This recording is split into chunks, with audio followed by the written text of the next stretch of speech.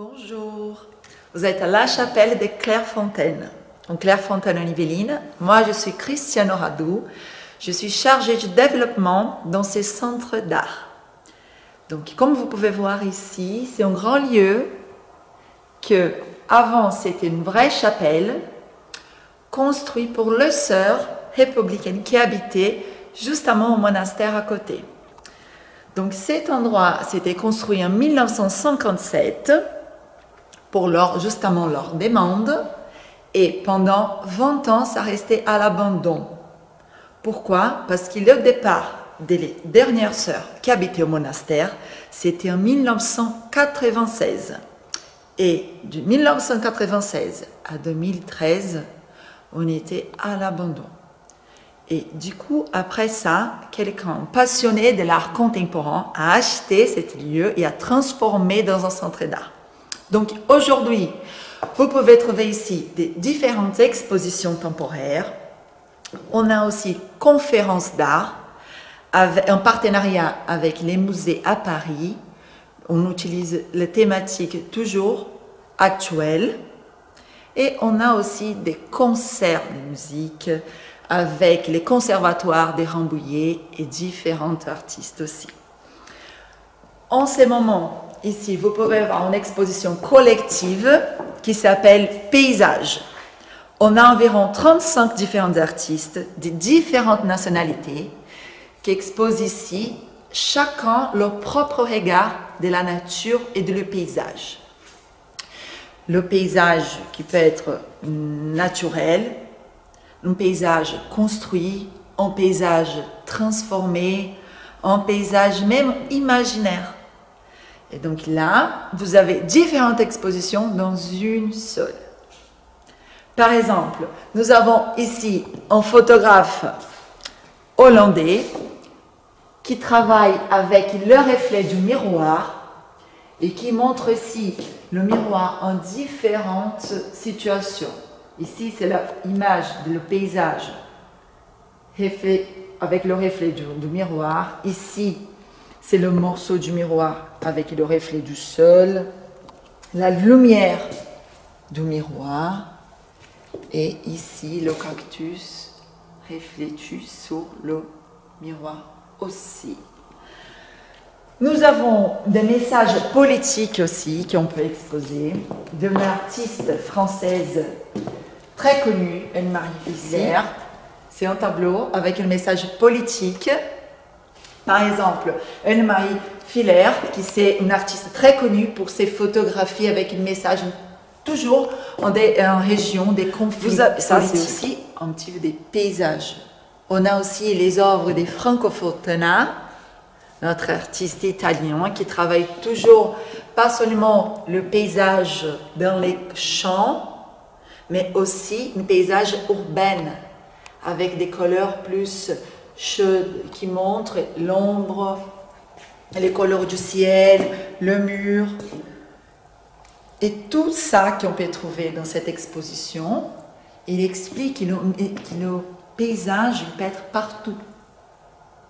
Donc, notre imaginaire est aussi dans le réalisme dans la nature. Nous avons aussi, là, on va montrer différentes, même c'est Mimo, je dis que lui, il parle justement de le vide dans le paysage.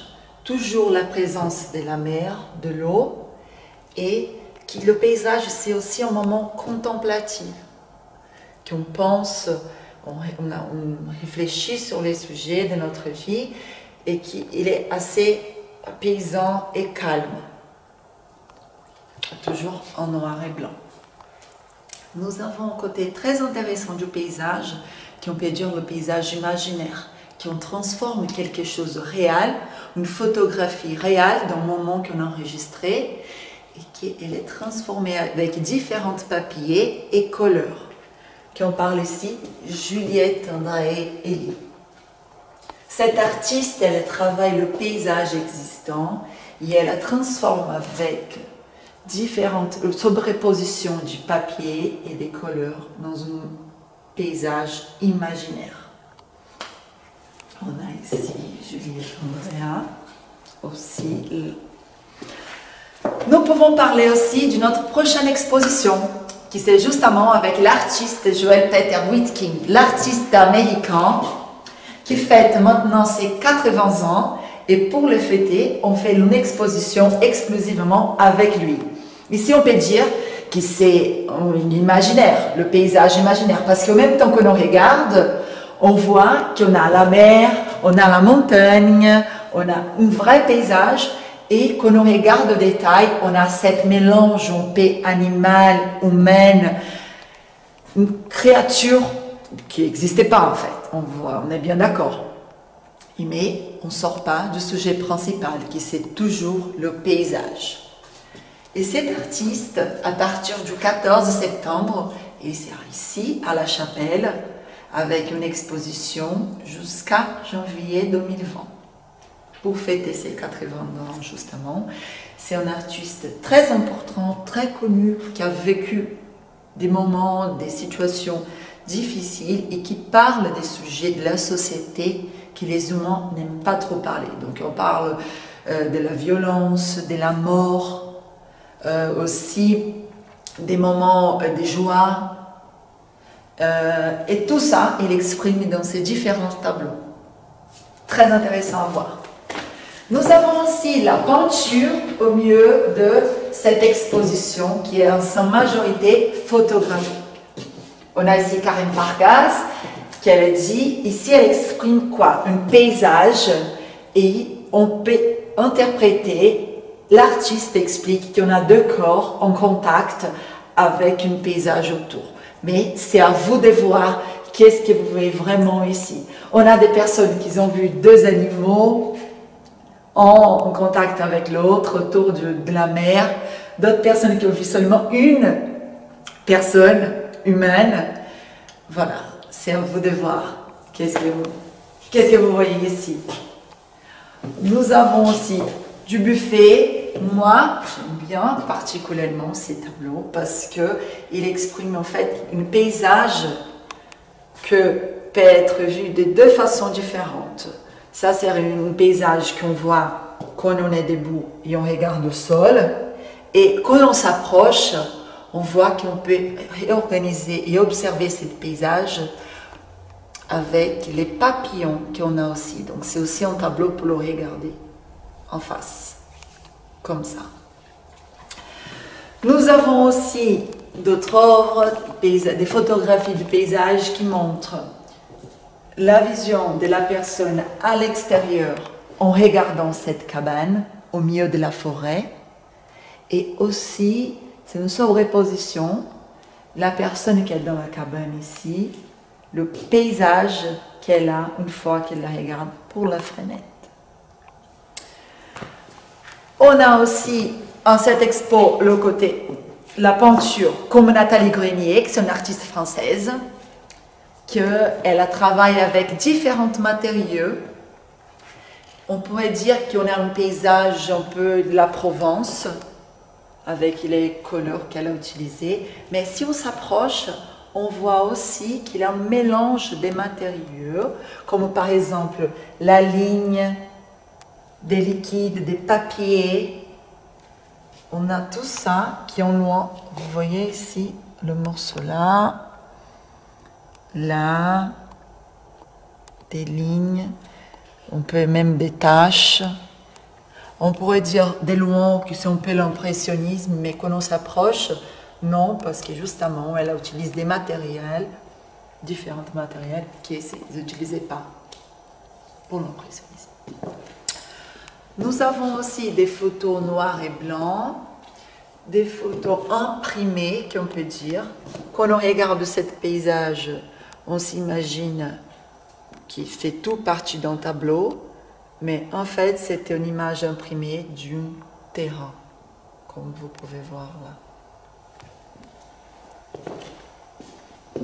Et ici, quand on regarde ces trois tableaux, on se demande comment l'artiste avait fait cette photo.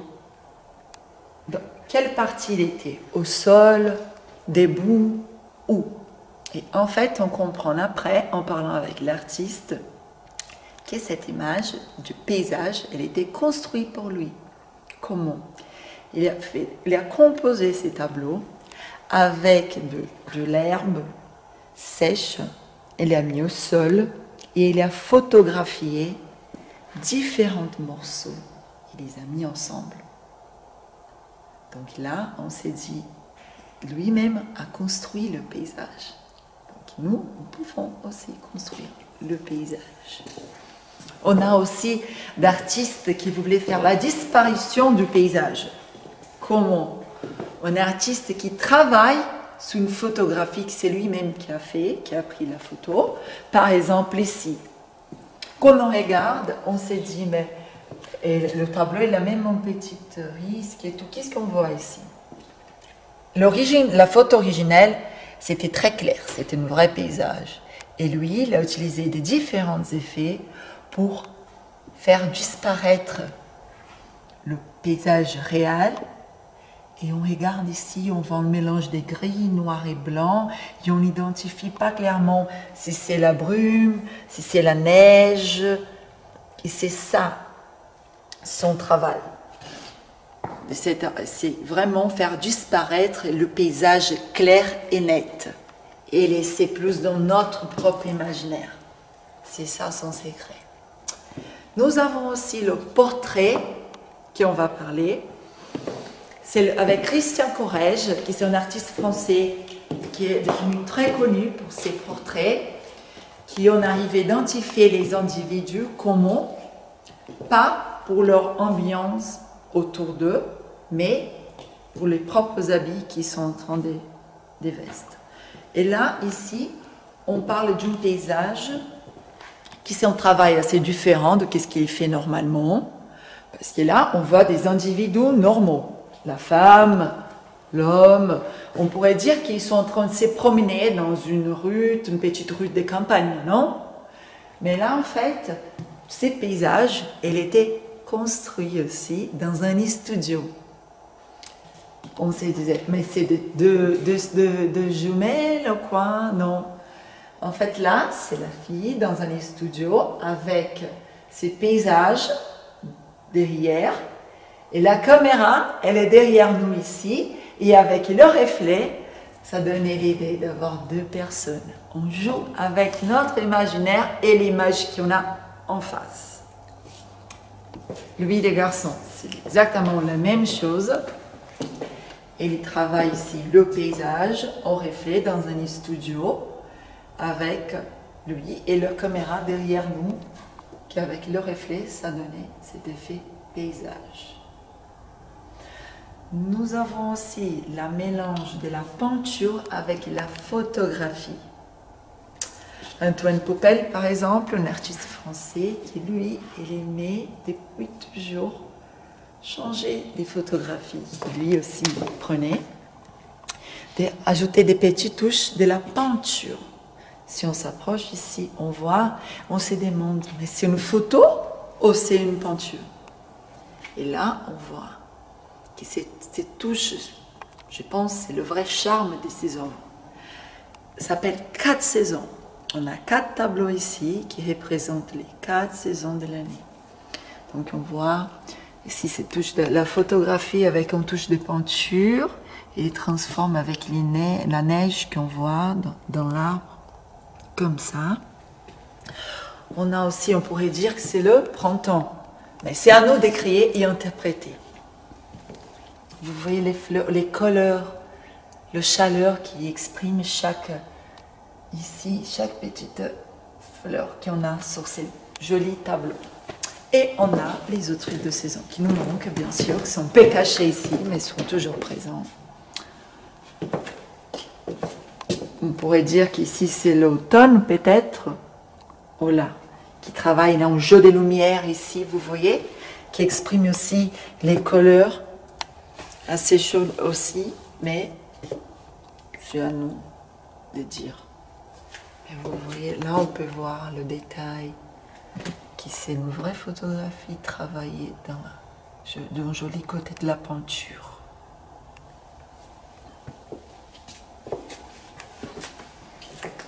Et c'est rigolo d'imaginer que cet endroit, le même endroit qu'on peut parler aujourd'hui du paysage, de l'art contemporain, c'était aussi un endroit tellement religieux. Ici, par exemple, c'est passé le tableau, excusez-moi, l'endroit où ils guidaient la messe. Et les sœurs restaient dans cette partie du salon. Et on avait des sœurs aussi plus âgées qui ne pouvaient pas trop bouger. Donc, ils regardaient la messe en haut, là-bas, que vous pouvez voir, qu'aujourd'hui c'est en mur, mais ils regardaient la messe en entour comme ça, parce qu'ils ne pouvaient pas descendre les escaliers. Et on a transformé tout ça dans un centre d'art. Là, je vais vous montrer le côté extérieur qu'on a aussi, avec les sculptures des différents artistes qui exposent avec nous.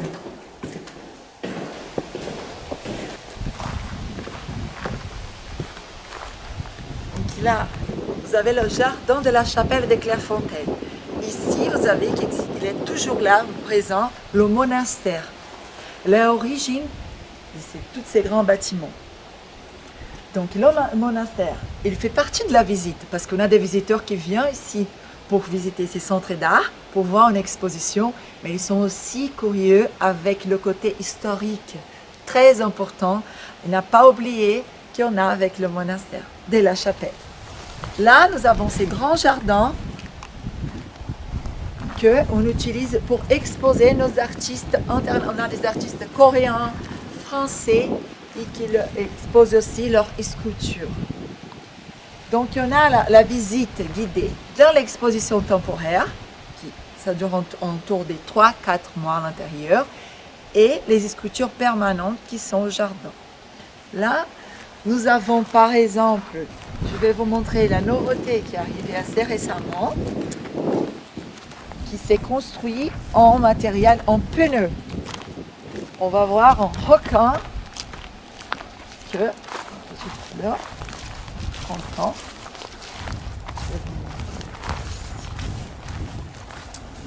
voilà. On a en requin, on pourrait dire qu'on voit même ces mouvements dans l'eau.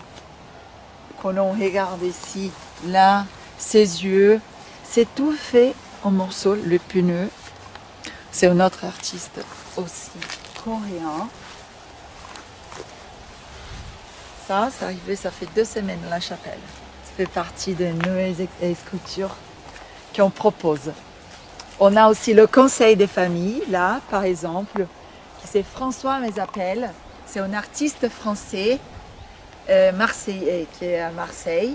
Et donc, il est toujours dans ses créations, il fait cette mélange animal-humain, assez rigolote quand même. Et c'est toujours des créatures que lui-même il a créées dans son imaginaire. Et les marches sont toujours en bande, elles ne sont jamais toutes seules.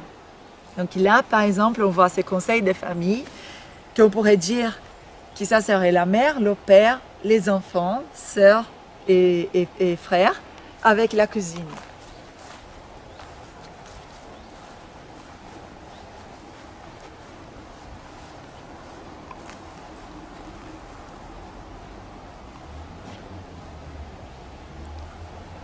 On a aussi à la rentrée plus de François Mézapel, qu'on pourrait dire que c'est les surveillants de la chapelle de Clairefontaine. Le gentil bonhomme en bleu, comme vous pouvez regarder à la rentrée.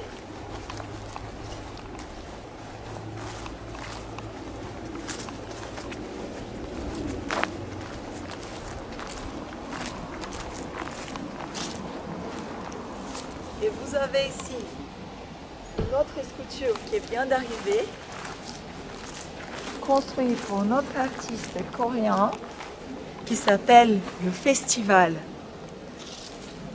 Lui, il a créé, il est venu ici sur place, il a trouvé cet endroit avec la lumière autour des arbres et de le vert de la nature. C'est lui qui a choisi où placer son sculpture. Et quand il a trouvé ces lieux, cet endroit, il a créé cette sculpture spécifiquement pour les mettre ici, dans ces petits coins, dans le jardin de la chapelle. Qu'on voit cette mélange des couleurs chaudes et on peut dire, quand on la voit de loin, on imagine, on a une autre imagination de cette sculpture. Et quand on s'approche, on voit cette richesse des couleurs qu'on peut interpréter comme on veut, en fait. C'est ça, l'intéressant de l'art contemporain, c'est la liberté qu'on a de regarder une œuvre et la définir comme on veut. C'est la liberté, c'est le plus intéressant.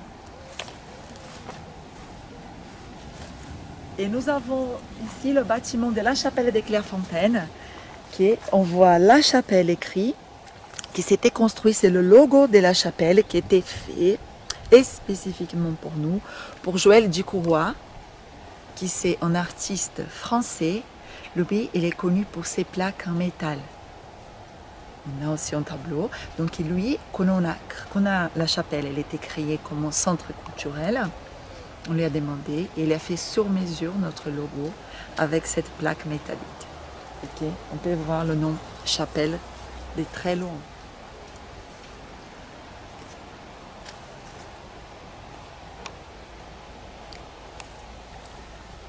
Maintenant, on peut rentrer.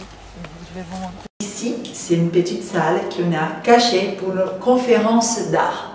Nos petits groupes qu'on loue aussi pour d'entreprises pour organiser des événements spécifiques autour de l'art. Et c'est où que je voulais bien vous montrer cette sculpture d'un artiste français, André Barellier. Lui, il fait que des sculptures en bronze. Il a gagné déjà des différentes premiations de Rome. Et là, on les voit lui-même, justement. Il est un peu plus jeune, portrait. C'est un hommage à son père. Donc, il a fait un autre portrait de lui-même pendant sa routine matinale. Ça veut dire, on a aussi les bancs. On les voit au miroir avec la bague qui c'est un cadeau offert pour son père. Mais comme ces bagues, lui, André Barellier, l'artiste, il a des grands doigts, il ne pouvait pas utiliser cette bague. Donc, pendant sa routine du matin, il se regarde au miroir, il fait sa toilette et il met sa petite bague de cadeaux pour souvenir de son père sur son doigt. Et là, il a fait cette sculpture. Il a gagné différentes premiations justement pour donner hommage à son père. Quelqu'un qui a dit qu'il n'a jamais est toujours important, on peut dire, pour lui. Voilà, donc on vous a montré un petit peu de tout ce qu'on propose ici à la chapelle, ces centres culturels. Et là, on vous attend pour les prochaines visites. On est ouvert au long de toute l'année, l'hiver, l'été. Une programmation qui change à chaque 3-4 mois. On est aussi sur notre site internet. Toutes les activités sont mises en ligne. Et on a ouverture samedi, dimanche et jour férié du 14h à 18h. L'exposition, conférences d'art et les concerts. À bientôt. Merci beaucoup.